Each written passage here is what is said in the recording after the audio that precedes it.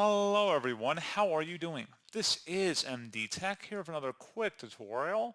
In today's tutorial, I'm going to show you guys how to resolve if the Xbox app is not opening or working properly on your Windows 10 or Windows 11 computer. So this should hopefully be a pretty straightforward process here, guys. And without further ado, let's go ahead and jump right into it. So all you have to do is open up the search menu, type in WS Reset, best match, should come back with WS Reset. Go ahead and open that up. Close out of here, and then open up the search menu again. Type in settings, best match, should come back with settings. Go ahead and open that up. Select apps on the left panel, and then on the right side, select installed apps. Type in Xbox. Go to the main Xbox application first, select the three-dotted icon next to it, and then advanced options. Scroll down. Underneath reset, if the app isn't working right, we can try to repair it. The app's data won't be affected. Select repair. And then if you're still having a problem, you can select the second option here, where if the app still isn't working right, reset it. The app's data will be deleted. Select reset.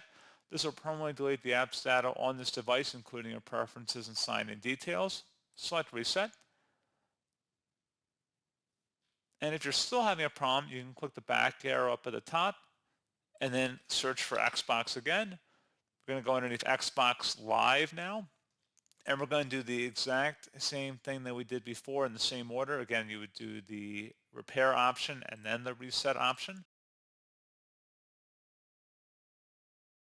Close out of here. Open up the search menu, type in services, best match, should come back with services. Go ahead and open that up. Now you want to go and search for the Xbox gaming service. So I'm just going to go down near the bottom here. So Xbox accessory management, you want to start that service.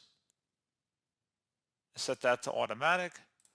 You want to do that for all of the Xbox services listed in here. Again, startup type set to automatic, and you want to run the service.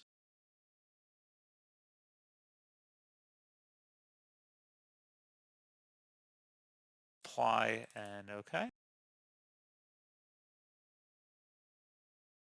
And now that we've done all of those actions, you want to restart your computer.